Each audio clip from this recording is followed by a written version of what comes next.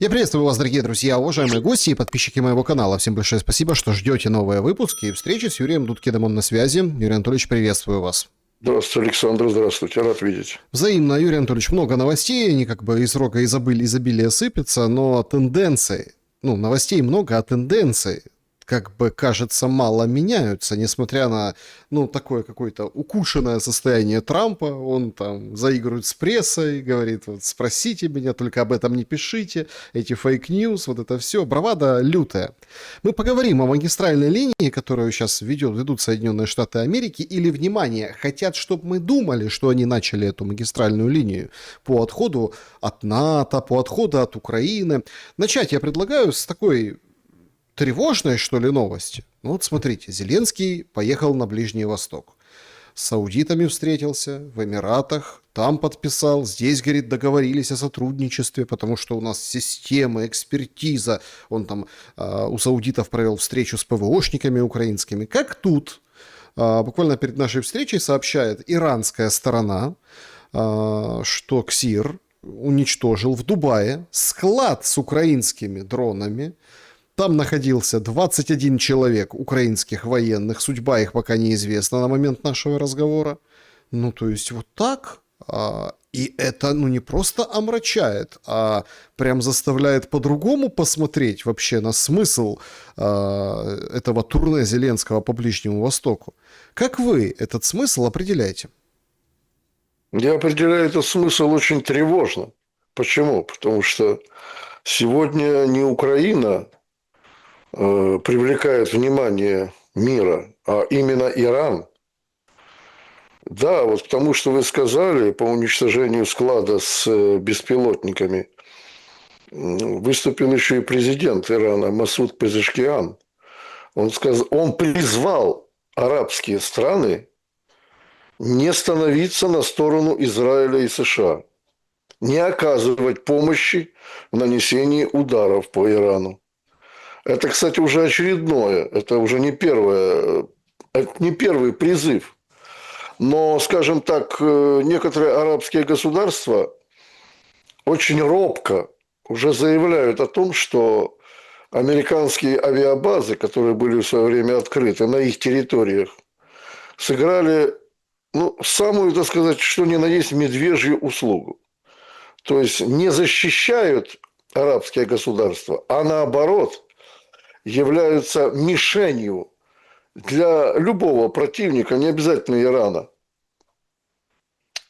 которому не нравятся американцы. И я, говоря о тревожности сегодняшнего положения, хочу сказать еще одно, что обстрелы обстрелами, бесконтактное ведение войны – это понятно. Но ведь есть угроза начала ядерной войны. Потому как Иран сегодня, будем так говорить, по большому счету, борется за весь мир. Иран отстаивает свою независимость, что, в общем-то, в современном мире не популярно. Вот вся Европа, собственно говоря, да, легла в свое время под Соединенные Штаты. Это было очень давно. Это было не в 2000-х. Это было очень давно. Золотой запас туда вывели. Все туда повыводили, да, в Соединенные Штаты. А сами-то, по большому счету-то, остались безоружны. То есть, для того, чтобы расходовать свои собственные средства, европейским государствам нужно идти на поклон к США. Чего-то там просить. Вот почему они сегодня ни бей, ни мей, ни кукуреку. Ни рыба и ни мясо, что называется.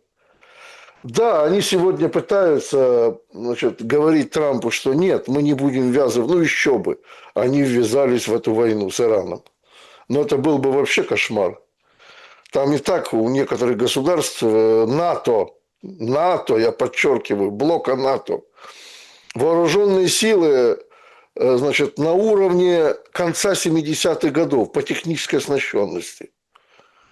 По технической оснащенности, это при ведении современной войны, да, взять те же самые британские бронетанковые части или немецкие бронетанковые части, это вчерашний день. А если брать, скажем, флотский вопрос, корабли, например, да, подводные лодки, это дремучесть страшная. Поэтому, понятное дело, они, понимая всю пагубность того, что они могут оказаться под шквальным огнем с иранской стороны, безусловно, отказываются от этого участия. А Трамп говорит, собрал же целый блок министров, да, всех практически, вот, включая даже аппарат Белого дома, присутствовал на этом заседании. Надо было, конечно, послушать, это отдельный разговор, отдельная тема Стивена Уиткофа, который читал исключительно все по бумажке, не дай бог, не противоречия словам Трампа, понимаете? Так вот, на этом совещании Трамп сказал, что НАТО меня предало. Я хочу спросить, стесняюсь, конечно, спросить, господин Трамп, а США уже не член блока НАТО? Вы же большей частью своих финансов обеспечиваете живучесть этого блока, Соединенные Штаты. Как же так получилось? А получилось совершенно ясно как. США долгое время, целый год, просто-таки морально уничтожали весь Евросоюз. Морально. Лично Трамп это делал. Он издевался над ними. Он противоречил всем их, так сказать, хотелкам и решениям. Он публично вызывал их в Белый дом и унижал. Что, в принципе, раньше, да, вот если мы говорим о высокой дипломатии, если мы говорим об уважении, взаимоуважении, равноправии, скажем так, в международном понятии, да, есть такое слово на равноправной основе. Если вот приезжает человек, да, неважно куда, в Белый ли дом, в Кремль или в Киев, да, всегда должны говорить с гостем на равноправной основе. Трамп же просто-таки, я не знаю, остервенело, а над ними издевался. Вот. Но мы еще помним те времена, когда он был в первой своей каденции, да, и бросал Ангеле Меркель два леденца там через стол. Ты что-то меня хочешь попросить? На, я тебе даю. И бросил ей два эти леденца. Это было еще тогда, кстати, да, это не целый год. Я даже, может быть, ошибся в этом плане. Трамп давно заточен на то, чтобы унизить Европу и растащить ее. Вот это объединение натовское ему вообще-то сейчас не нужно. Абсолютно. И вот сейчас, не собирая совещания или там сессию Совета НАТО, без всяких предупредительных программ каких-то, да, как он собирается вести боевые действия с Исламской Республикой Иран. Он им говорит, так, быстренько, значит, сюда подтянули свои корабли, все, что у вас есть, приготовили сухопутные части. Ну, конечно, после того, что случилось, после таких унизительных оскорблений, конечно, Евросоюз сказал, стоп. Стоп, господин Трамп, вы нас уже ввергли и переложили свою ответственность на Украину. Мы теперь отвечаем за Украину. Вы на нас возложили эти обязанности. Вы еще хотите выйти из иранской игры, военной игры, переложив ответственность на нас. И чтобы по нашим столицам, а Иран вполне может дотянуться ракетами Шахан-Шехр-4 до европейских столиц. Запросто. Запросто может дотянуться. И такое оружие в подземных штольнях, тоннелях, которые Иран готовил десятилетиями, еще со времен Аятоллы Хамейни 1979 года, 1979. Иран готовился к этой войне, понимая, что США не оставят их в покое. И не только США, Израиль в том числе. Кстати, до 1979 года Иран с Израилем имел неплохие отношения. Неплохие. Главное, чтобы они были направлены против арабского мира. Вот. Но с приходом после апрельской революции 1979 года, возвращению из Франции аятоллы Хамейни, конечно, произошла революция, самая настоящая, поменялся государственный строй. Из светской страны Иран стал исламской республикой, где изменилась вся структура власти. Все абсолютно. Это право было самого Ирана, самого иранского народа. Сегодня этот строй, политический строй, США и Израиль пытаются уничтожить. Поэтому вопрос сегодня зашел так далеко, что Соединенные Штаты уже действительно не знают, что сделать с Ираном. Потому как туда начинать сухопутные операции на те же острова в Ормузском проливе, они понимают, что пойдут потоком гробы. А это Трампу перед промежуточными выборами никак не нужно. Абсолютно не нужно. Ну и понятное дело, что хочется, ручки чешутся нажать ту красную кнопочку, да, в том чемоданчике.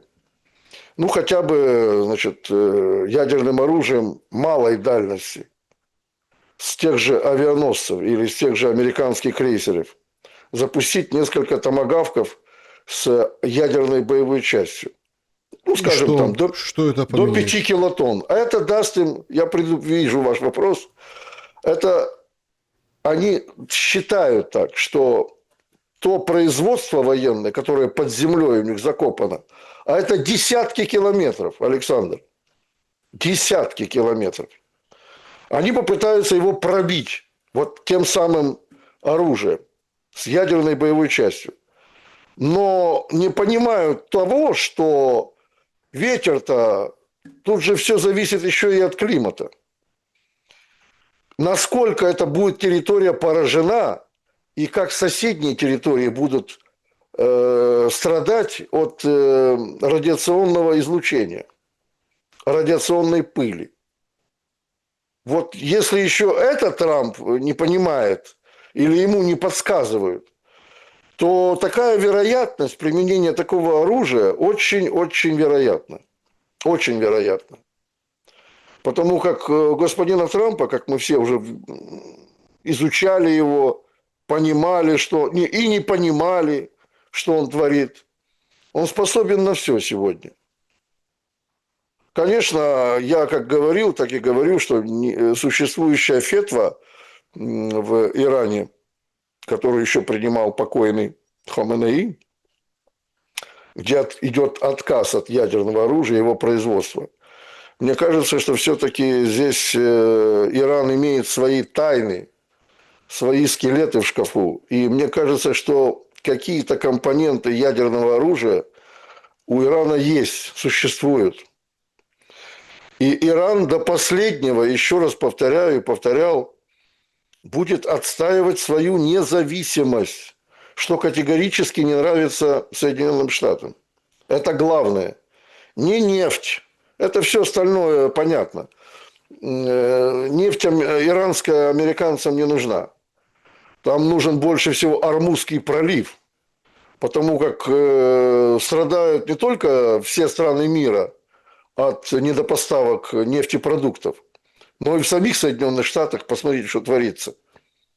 И он не знает, как это остановить. Он даже дал добро Ирану продавать свою собственную нефть, лишь бы сбить цены на нефть. Российским дочерним компаниям, да, находящимся за пределами России, снял с них санкции, только лишь бы наполнить рынок нефтью.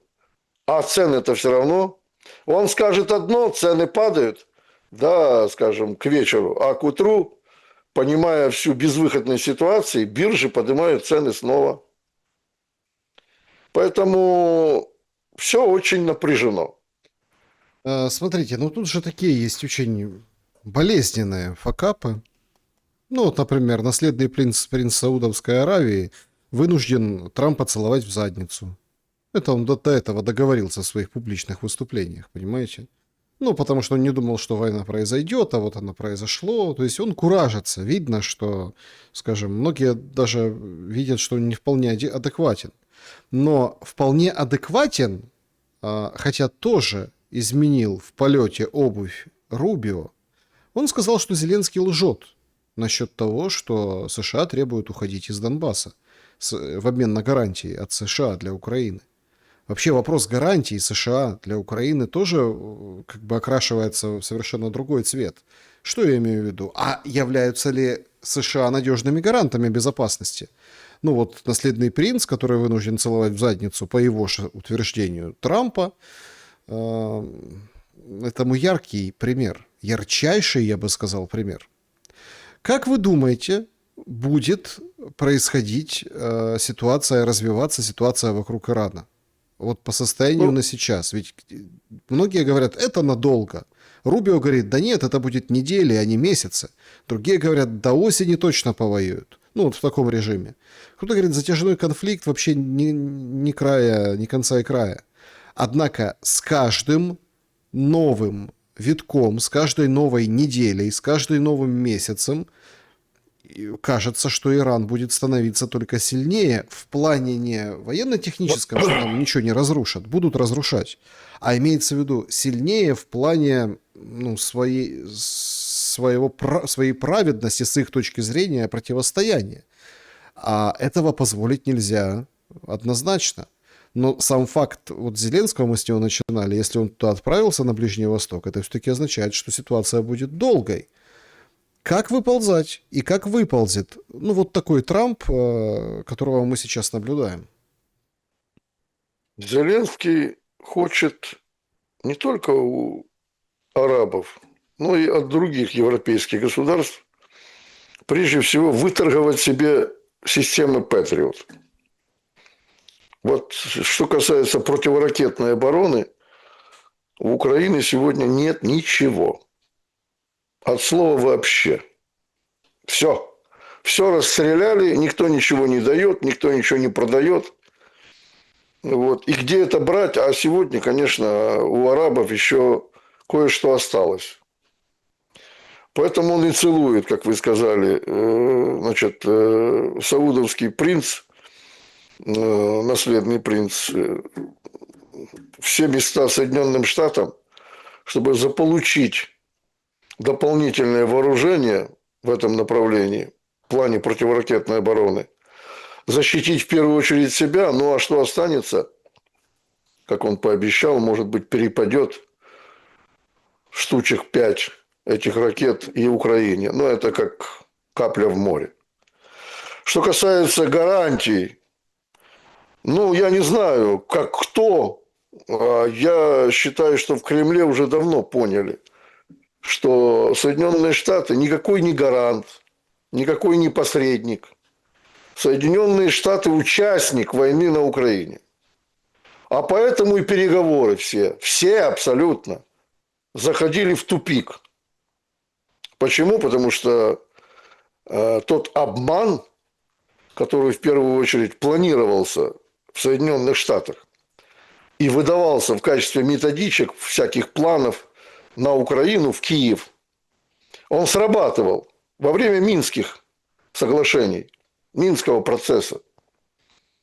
В Москве верили, да, действительно, что наконец-то Запад присоединился к Минскому процессу, что наконец все-таки хотя бы 2 региона Украины станут федеральными, что наступит мир, что прекратится братоубийство и так далее и тому подобное. Ничего этого не произошло. Все лидеры европейские, которые участвовали в этом процессе, я имею в виду в первую очередь Германии и Франции, сказали, так мы обманывали Путина. Он что, не понял, что ли? Мы обманывали. Мы тянули время, чтобы накачать Украину оружием и финансами. Ну как, накачали? 22 год – это, я скажу так, переломный момент в уничтожении украинской государственности. И в дальнейшем, как мы уже видим из текущих событий, Ничего иного не предвидится. Все уже выговорено, все условия выставлены со всех сторон, все уже обговорено давно, все друг друга знают. И повторяю, в Москве даже мысли не допускают, чтобы где-то повестись на какие-то американские уговоры. В том числе, кстати, и по по Ирану.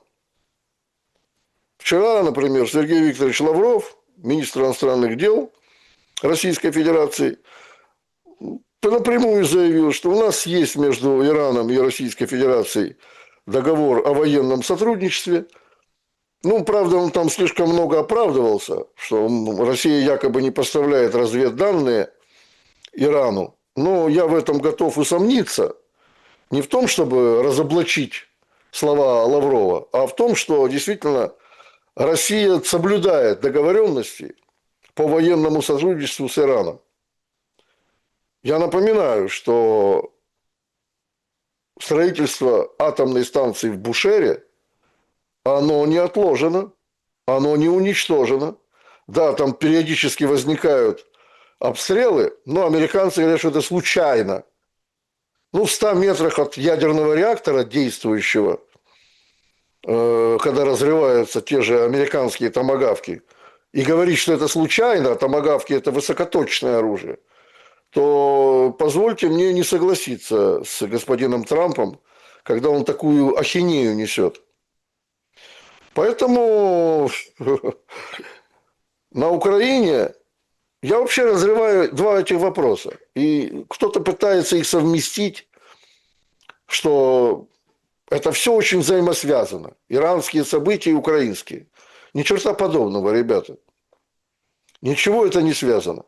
Это абсолютно различные темы, и даже ведение боевых действий отличается очень серьезно. Что на Украине, что в Иране. Ну, уже и пошло опровержение. Министерство иностранных дел Украины говорит, это ложь. Иран постоянно проводит дезинформацию. Никто никого не убивал. 21 человек, собственно, все. Это все, в общем, ложь и провокации. Поэтому верить нечему. Ну, потом посмотрим. Вопрос, если это случилось действительно, и они погибли, то за что, Юрий Анатольевич? Украинцы имеете в виду, да? Ну, наверное, в Киеве считают, что это своего рода продолжение сотрудничества. А на самом-то деле Украина ведет абсолютно бесполезную войну.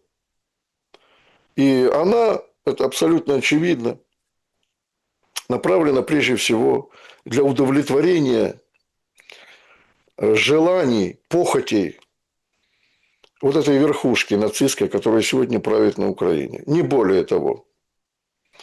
То, что творится сегодня с украинским народом, да, который периодически в различных регионах страны понимает, что давно уже пошло что-то не так. Что выборы 2019 года – это была катастрофа для Украины. Ну, как говорится, время не вернешь. Понятное дело. И время идет своим ускоренным темпом, доказывая то, что украинский народ, сложа руки, сидеть не будет.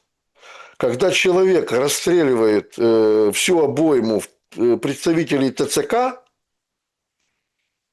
а это не первый случай, кстати, причем средства массовой информации раньше все это завуалировано не освещали. Так, говорили, в общем, что все это тоже ложь, что это все сгенерировано искусственным интеллектом и так далее и тому подобное. Вот я спрашиваю тоже, за что украинцы не на фронте, не в Саудовской Аравии, а внутри своей собственной страны погибают. Его убили, этого человека. Причем даже не пытались взять живем, чтобы судить. Зачем судить? Его просто уничтожили. Но таких, как он, этот 45-летний одессит, достаточно уже. И достаточно оружия на руках неучтенного на руках у украинцев, которые, ну, скажем так, уже дошли до точки кипения и со временем будут его применять, защищая себя, свой родной дом и своих родных. Вопрос, за что погибли, очень интересен в историческом контексте. Вы, как и военный историк, в том числе, наверное, вряд ли смогли сегодня пройти мимо вот этого похабного поста депутатки Пипы. Есть такая Наталья Пипа, та, которая там приставала к подростку, ну, ребенку, который играл Цоя на гитаре. Тот, ну, в общем, известная, скажем так, депутат с пораженным головным мозгом. И вот она пишет следующее. Их подвиги не будут жить вечно. Покидьки, ну, это подонки, можно перевести как с украинского, не имеют подвигов. Наконец-то этот омерзительная надпись из Национального музея истории Украины во Второй мировой войны официально как бы снята и фотографируется на фоне пустого куска стены одного из, ну, возле родины матери, да, и, в общем-то, вот это вот как бы ее такой месседж, который она отправляет. Понимаете, в чем дело? Чем дальше наблюдаешь за вот этим ужасом, а позбивали-то уже фактически все мемориальные доски во всех городах, там, если что-то связано где-то с каким-то даже жителем, который жил вот в этом доме, да, но он там боролся во Второй мировой, Великой Отечественной, за Красную Армию воевал, за советский народ, за Украину и выгонял немцев, фашистов, доходил до Берлина или не доходил до Берлина, или, ну, в общем, все равно сбивают.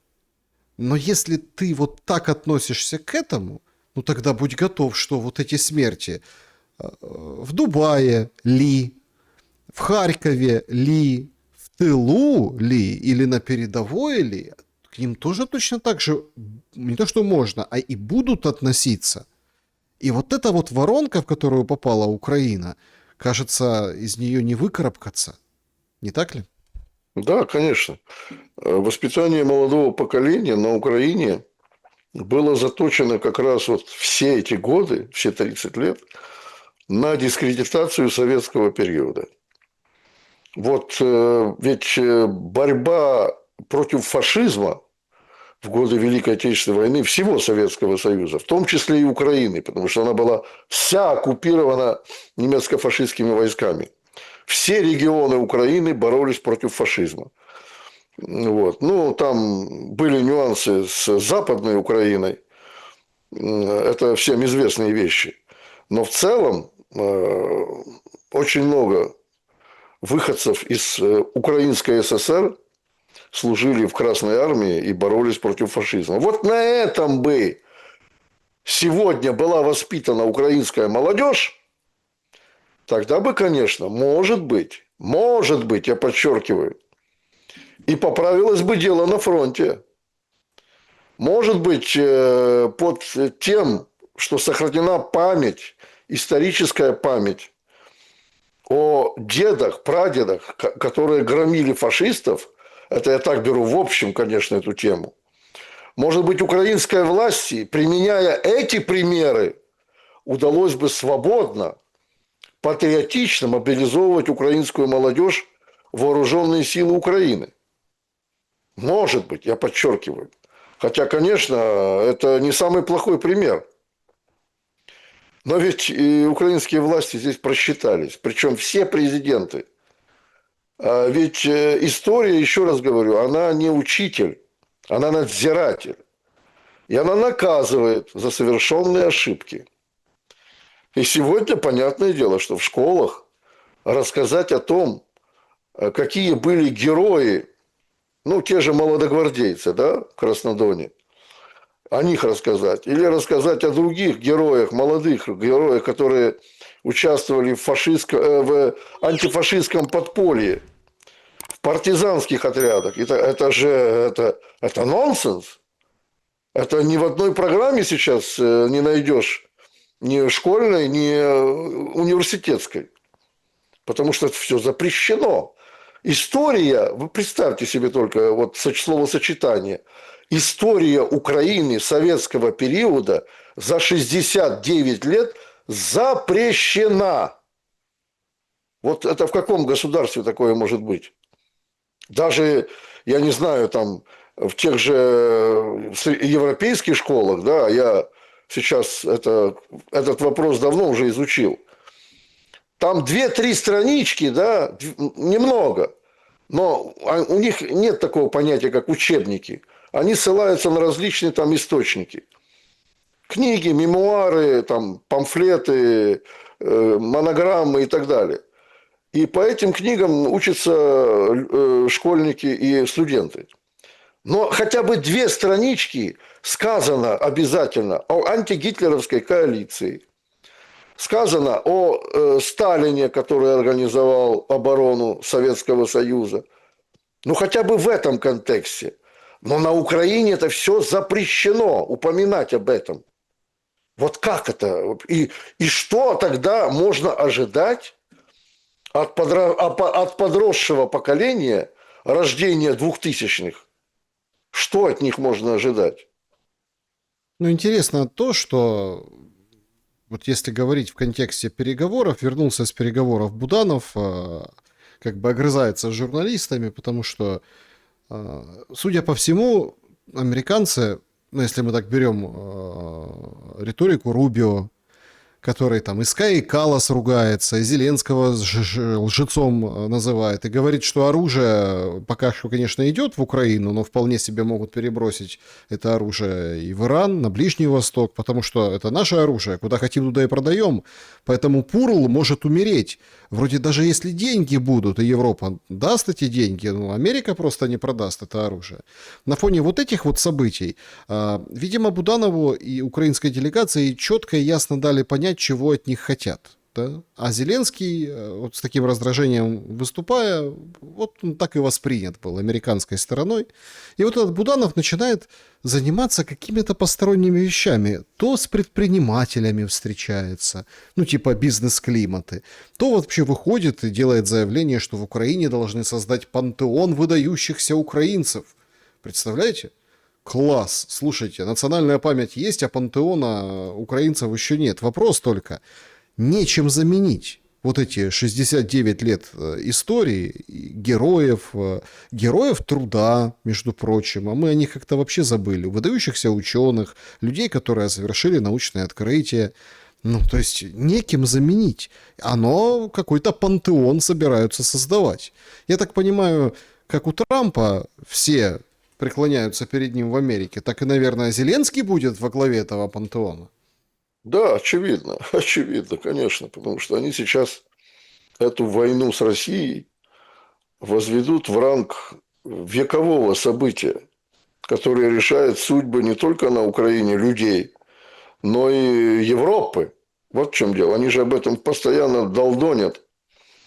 Вот такие пантеоны, конечно, ну это как, я не знаю, Ельцин-центр в Екатеринбурге будут иметь свое значение в развитии того или иного общества, если оно еще доживет.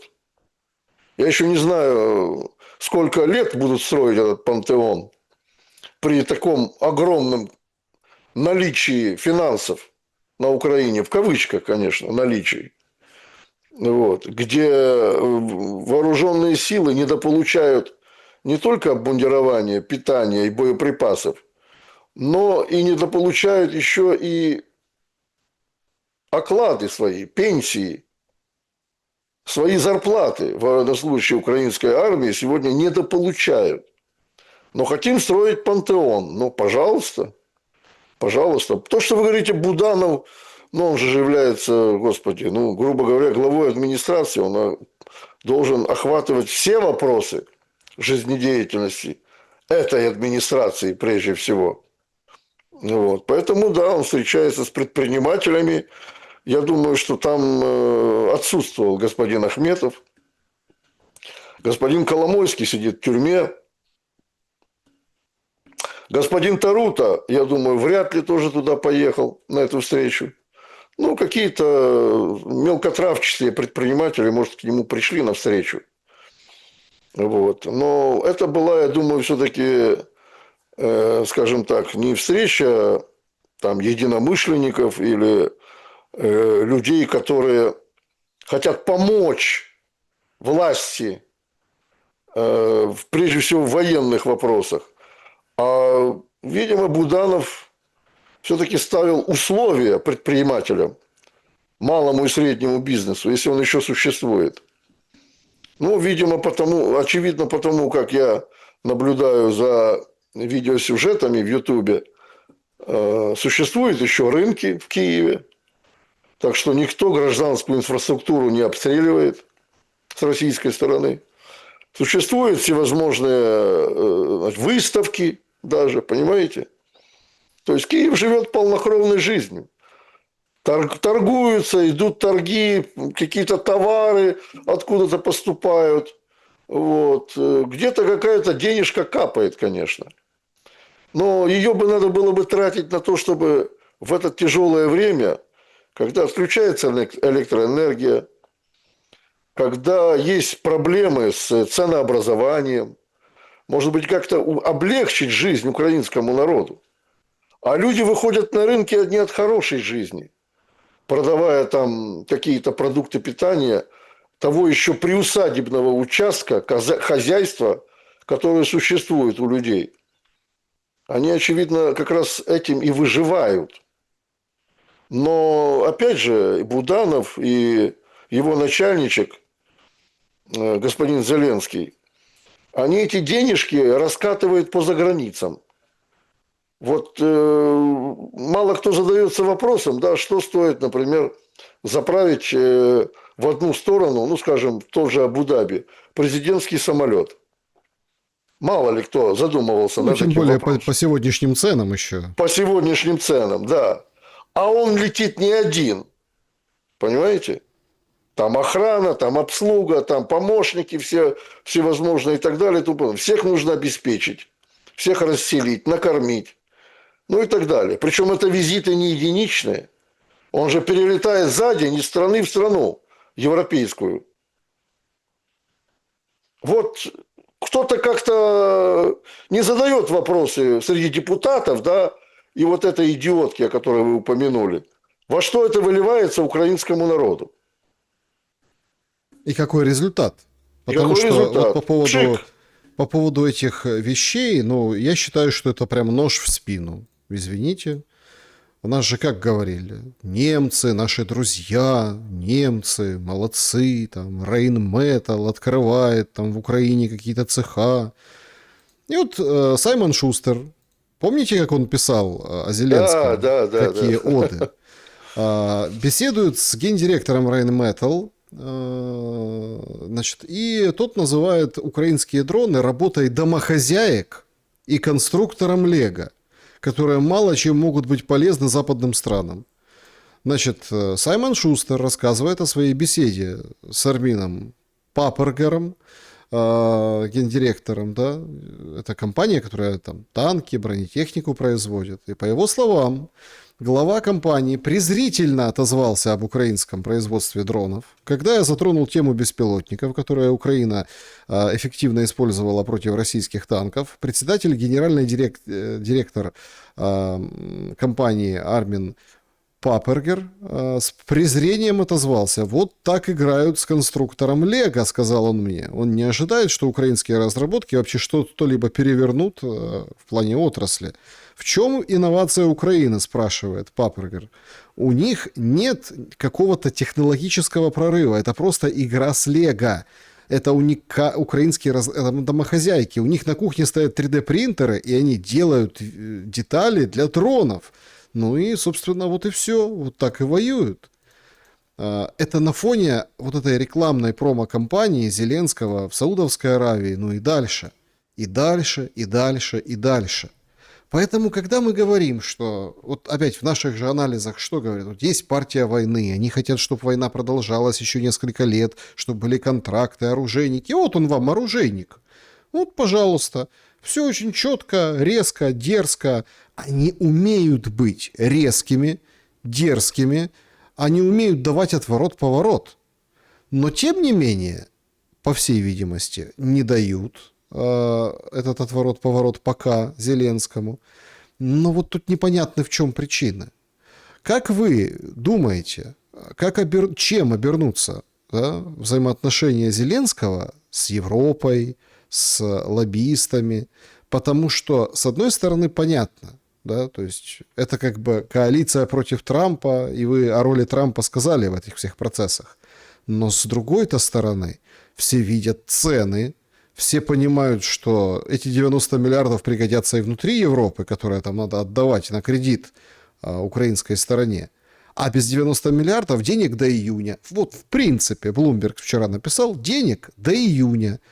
И вот будем, получается, собирать дроны из банок с огурцов и говорить, что у нас есть какой-то ноу-хау. Перспектив войны нет в самые ближайшие месяцы. Ну, смотрите, все познается в сравнении. Я здесь абсолютно с вами согласен, что потуги Украины создать нечто новое, а война это не только смерти, это не только убийство, это не только страдания, кровь, но это своего рода научно-техническое развитие. Страны, которые воюют, особенно долго воюют, они пытаются совершенствовать свои системы оружия убийства. И посмотреть в сравнении, скажем, опять же, все познается в сравнении.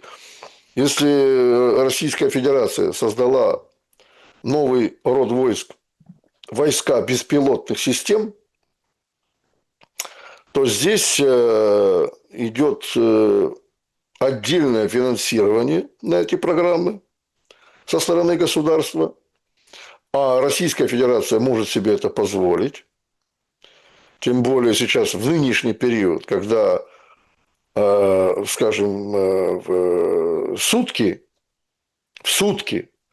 Российская Федерация на сегодняшний день в связи с расширением рынка продажи нефти и нефтепродуктов зарабатывает $250 миллионов в сутки. Это, опять же, оценки иностранных наших друзей. Это не российские оценки. А может быть, даже и больше. Просто никто этого не может проверить по известным причинам. Так вот, эти войска беспилотных систем российские разделены, скажем, на виды. То есть, существует сотни, я подчеркиваю, видов летательных аппаратов, беспилотных летательных аппаратов, которые разработаны на сегодняшний день в России. Что существует и что применяется Украиной в данном случае? То, о чем вы говорите. Особенно, я говорю еще раз, популярные даже вот эти беспилотные аппараты, названные Бабой-Ягой, да, они имеют большую грузоподъемность. То есть ими можно не только, значит, сбрасывать боеприпасы, но и также можно доставлять провизию, оружие и воду на позиции. Они имеют хорошую... Они даже не развиваются сегодня. Мало того, количество произведенных этих беспилотных летательных аппаратов на Украине, оно слишком минимально. А фронт требует большего. Больше, больше и больше. В России созданы специальные истребительные батальоны беспилотных систем, которые как раз должны сбивать в воздухе эти бабы-йоги. Это уже не анекдот, это уже не притча какая-то. Это уже в действии все находится. А для того, еще раз говорю, чтобы развивать данное направление вооруженных сил, данный вид вооруженных сил, нужны деньги, нужны научные кадры. Что на Украине сегодня есть хорошие научные кадры в этом направлении? Да, есть молодые, талантливые люди, конечно, я допускаю это. И я знаю, что они есть. Но, простите меня, на голодный желудок и ложка по зубам скребет. Понимаете? Поэтому в этом направлении, торгуя с арабами, вы нам дайте Патриот, а мы вам поставим определенное количество беспилотных аппаратов летательных. Ну, послушайте, это анекдот. Ну, а еще с Потому как... Катаром, он же в Катар полетел Да, да, следом. да, да. Миражи, Это говорит, анекдот, давайте. потому что одна ракета Петрил стоит 250 тысяч долларов. Сколько стоит один украинский, собранный там где-то в подвальчике, беспилотник? Ну, это от силы, там, может, я не знаю, даже мне трудно сказать, ну, несколько тысяч долларов, допустим. Сколько таких аппаратов нужно сделать Украине, беспилотников, чтобы компенсировать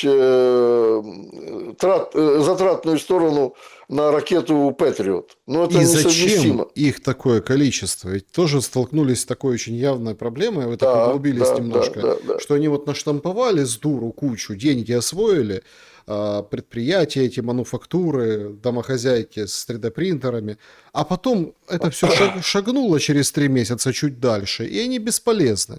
Сам даже Конечно. вот этот советник министра обороны Флэш говорит, все равно все идет по развитию, то есть был шахет, стала герань, потом 1, 2, 3, 4, а 5 это уже фактически маленькая ракета, потому что там турбодвигатель, и вот оно как бы так движется, понимаете? Все равно эти дроны идут к ракетам. А вот эти маленькие перехватчики, которых там, какое ноу-хау, а они сбивают цели, ну, максимум там 300 километров в час, это какой-то супер навороченный вот этот вот из последних. Саша, я вам скажу еще одну важную вещь, что в этой связи, и не только что касается производства беспилотных летательных аппаратов, любого оружия, если существует тыл, это должно быть неуязвимо. Вот в чем прелесть России? У нее огромная территория. То есть там не только на западе России можно что-то там организовывать, строить, производить. Это можно растягивать до Восточной Сибири. Понимаете? Что и было, кстати, сделано в годы Великой Отечественной войны. Ведь тот тыл, который работал на фронт, да, туда ведь немецкие бомбардировщики не долетали. Он был незыблемым. Его даже практически не охраняли зенитные установки в те заводы, которые были, например, там за Уралом. А что касается Украины, вся территория Украины простреливается сегодня вдоль и впоперек. Ну вот Ну, как как вы хотите. прокомментируете, А тем например, более, тем более, извините, да, сейчас я закончу. А тем более, если учесть, что на сегодняшний день тактика беспилотных летательных аппаратов в России, она совершенствовалась, то есть, казалось бы, да, там на Львов летят беспилотники. Они, не долетая Житомира, разворачиваются и бьют, их электронные системы так запрограммированы, бьют по Киеву и Киевской области, по военным объектам энергетическим. То есть их очень тяжело сбить, вот что самое главное, даже элементарными системами противовоздушной обороны. ну погодите, вот вы заговорили о там каком-то тыле. Я так полагаю, что Приморск, Усть-Луга, Ленинградская область, ну это считалось таким глубоким тылом до недавнего времени. А теперь Нет, ну, нет. территориально Ленинград никогда не был Санкт-Петербург глубоким тылом. Это как раз наоборот. Это граница с Западом. Вот. И то, что делает Украина сейчас, вовлекая балтийские государства, эти карлики, открывая украинским беспилотникам небо, Польша в том числе, вот, это как раз говорит о том, что тяжело достать глубокий тыл, а бьют как раз по приграничью. Курск, Брянск, Ленинградская область будут пытаться бить во всяком случае. Но, как мы видим, что украинские беспилотники не долетают даже до Ленинградской области, падая где-то там в Прибалтике. А те дурачки радуются, что, мол, мы вот таким образом помогаем Украине, мы заодно. Ну, хорошо, посмотрим, что будет дальше. Если с территории Белоруссии начнут сбивать эти системы, это вполне будет законно. Это законные цели будут. Над той же Прибалтикой вы имеете в виду? Да, конечно. Польшей, Прибалтикой. Я вообще поражаюсь, почему на сегодняшний день еще существует Жешев, этот оружейный хаб польский. Вот это вполне законная цель для Российской Федерации.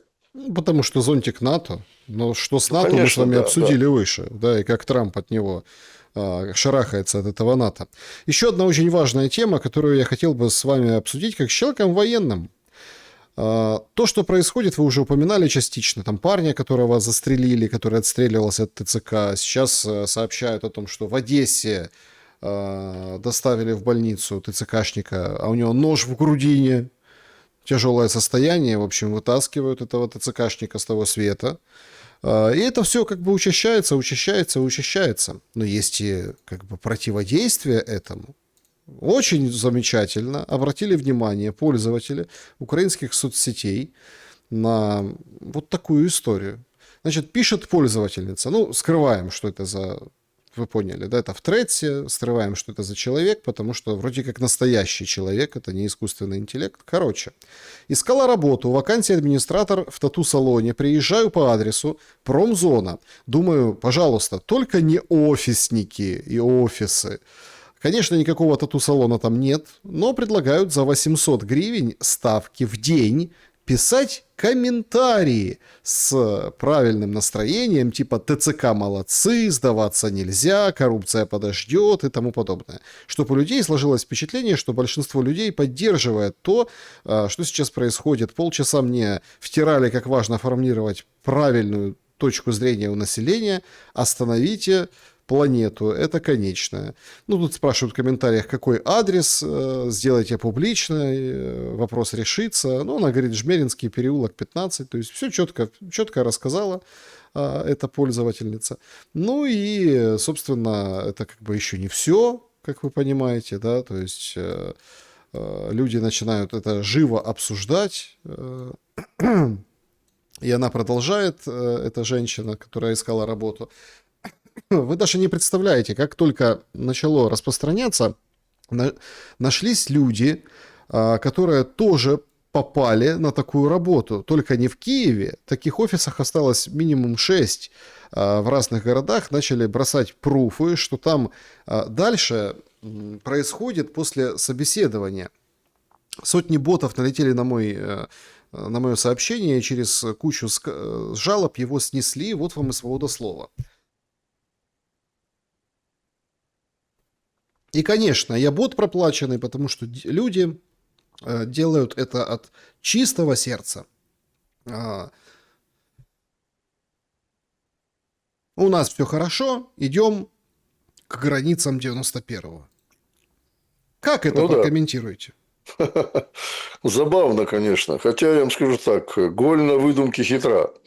Но этот прием с ботами, он же, конечно, не новый. Мы понимаем прекрасно, что все новое – это хорошо забытое старое. Поэтому возвращаются к этим темам.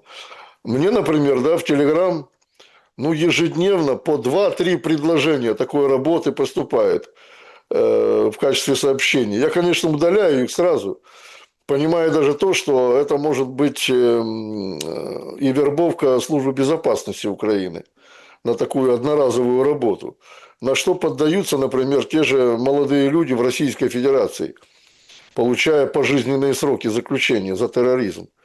Вот. Поэтому я советовал бы всем нашим зрителям и слушателям просто удалять таковые сообщения с предложениями о такой работе.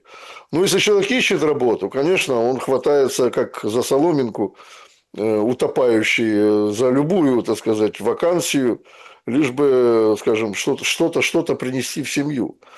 Это понятно. Есть еще один момент интересный, связанный с этим. Я имею в виду то, что творится в тылу украинском. Вот мы обсуждали уже с вами неоднократно действия ТЦК и так далее. Сегодня уже абсолютно становится народным таким достоянием гласности, что те, кто скрываются от мобилизации, их счета, причем даже пенсионные счета в банках блокируются. Но это было бы еще, ладно, блокировка блокировкой. А эти счета будут конфисковываться, эти деньги будут конфисковываться. Ну, представьте себе, даже если взять 1 миллион человек, да, на Украине, тех же призывников, так называемых, потенциальных, сколько это в казну принесет украинскую денег? Ну, трудно, конечно, посчитать, потому что у каждого из людей призывного возраста могут быть разные суммы на счетах. Но речь не об этом, а далеко не об этом. Я все, опять же, бьюсь, как и бился до начала вот этой войны, этой бойни, о том, сколь низвергнуты права украинских граждан. Это и раньше было, но в таком масштабе, в таких беспрецедентных размерах наглости, цинизма украинской власти, ну, еще, наверное, в истории никогда не было ни одного государства. Вот, например, даже вот такой маленький пример Запада. Человека депортируют просто потому, что у него там, я не беру там какие-то преступления, уголовную ответственность, я беру просто потому, что у человека не в порядке документы. Это я беру страны Евросоюза. К нему приходят домой и предлагают выехать. Или вызывают куда-то. Никто его не вяжет. Никто его не тянет в этот самый каталажку в эту, понимаете? То есть учитываются и уважаются права человека. Ему объявляют, что он должен быть депортирован, ему дается время для этого. Но вы же посмотрите, что творится на Украине. Да, я понимаю, что это совершенно может быть, ну, неравнозначные примеры. Но тем не менее, Да беспредел творится на Украине. гражданин есть гражданин. Неважно, война, мирное время. Даже в Советском Союзе в годы Великой Отечественной войны у граждан было право в первую очередь любить свою родину, защищать ее, но было священное право идти добровольцем. А чего же вы не задаете такой вопрос своим гражданам? Почему они не идут добровольцами? А потому что власть обманывает население. И обманывала, и обманывает. Для того, чтобы люди шли добровольно на фронт, рискуя своей жизнью, государство должно им давать какие-то гарантии. И в первую очередь гарантии совести, что их семьи и они сами не останутся брошенными на произвол судьбы. Вот такие гарантии должно давать государство. Ну, посмотрите, тут же вообще беспредел творится. Прокомментируйте, пожалуйста, вот эту историю. Сначала там 6 человек на всю Украину. Ну, все сказали, ну, бывает такое, перепутали там чего. Вот сейчас в Харькове немножко резкость навели на эту тему и получили, ну, как спустили по регионам и видят, что это прям колоссальная, скажем так, цифры. Но имеется в виду местные. Вот в Харькове десятки женщин незаконно оказались в розыске, как ухылянтки. В Шевченковском ТЦК Харькова невоеннообязанных женщин массово ставили на учет под видом медиков. Подробности скандала, да, вот реакция Минобороны описывается, что вообще происходит. Процедур нет. Нужно идти куда? В суд и доказывать, что ты не верблюд. Значит, Саша, я вам скажу сразу. Значит, это вопрос очень небольшого времени. Украинская власть будет призывать женщин под любым предлогом. Начиная особенно опасные возрасты, опасные для моих соотечественниц, это возраст 25-40 лет. Вот этот промежуток. Это очень опасный возраст для того, чтобы вы, дорогие женщины, были пущены также в эту мясорубку. Вот это уже не обсуждается даже, я уверяю вас. Пройдет еще, а и сейчас, когда будут активизированы, а они уже активизируются, события на юге Украины, Запорожская, Херсонская области, Одесса по-прежнему в поле зрения российской власти для того, чтобы отрезать Украину от моря. Как только наступит эта активизация, а особенно еще и Харьковская область, вот опять же, вы почаще заглядываете на карту. Причем на карты, которые рисуют, я вам даже скажу, не украинские или там российские средства массовой информации, а на карты зарубежных СМИ. Вот это просто у меня сейчас такая фишка. Как Харьков берут в кольцо, точно так же, как Славянск на сегодняшний день. Вот казалось бы, да, еще Харькову ничего не угрожает. Казалось бы, да, но на самом деле это не так. Поэтому, когда начнутся эти активные боевые действия, за эти большие города, как я назвал, Запорожье, Херсон, Харьков, Сумы, вот женщины просто будут точно так же избивать на улице, как и мужиков. Поэтому еще раз говорю, есть возможность, бегите из этого концлагеря. Всеми фибрами души вам этого желаю. Но в заключении, кстати, Александр, я думаю, мы уже подводим итоги, да? Я хочу все-таки закончить приятной новостью, а то мы всегда так на миноре таком заканчиваем. Вот новость не наша, не от нас, не от Украины, а от Дагестана. В Дербенте открылся, я вчера просто порадовался, вот честно скажу, мне не чужды вопросы культуры, да, в Дербенте открылся театр азербайджанской драмы. Ну вот казалось бы, да, Кавказ, вот, дагестанцы. И несмотря на то, что в Азербайджане азербайджанское руководство периодически имеет определенные, значит, нерешенные вопросы с руководством России, вопросы культуры, вопросы языка никогда не влияют политические процессы на эти вопросы.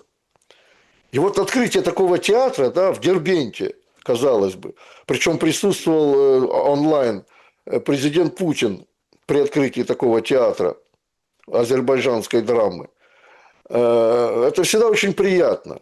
Я всегда говорю, вот обращаясь, вчера был день театра, между прочим, Международный день театра. Я поздравил своих, так сказать, знакомых с этим днем, причастных к этой сфере деятельности. Но я удручен просто тем состоянием дел, которое сегодня обстоит с театрами на Украине. Единственный театр русской драмы Леси Украинки сегодня превращен просто в националистический вертеп. Ну, казалось бы, при чем здесь культура? При чем здесь классика русская, которая, кстати, до сих пор, несмотря на тоже некоторые запреты политические, существует в Западной Европе. Но, тем не менее, опять же, в Баку существует театр русской драмы. Да, был неприятный инцидент Азербайджана с Россией, когда россияне по ошибке сбили пассажирский самолет. Это была колоссальная трагедия. Значит, как просил Азербайджан, этот вопрос уже давным-давно, скажем так, решен. Но опять же, вопросы культуры, быта, значит, вопросы языка не ставят две цивилизованные страны между собой, какие бы события ни развивались. И это очень приятно. Да, это не наша пипа. Вот тот уж. Юрий Дудкин был... И Ивановская в том числе. Да, это не Ивановская, не Пипа. Юрий Дудкин был моим собеседником сегодня. Спасибо большое за время и мысли. Спасибо вам, Александр. Всего доброго. Дорогие люди, будьте мудрыми и будьте осознаны того, что в этом мире только ваша жизнь нужна вам, больше никому. Всего доброго. Берегите себя. Добра и света. Увидимся.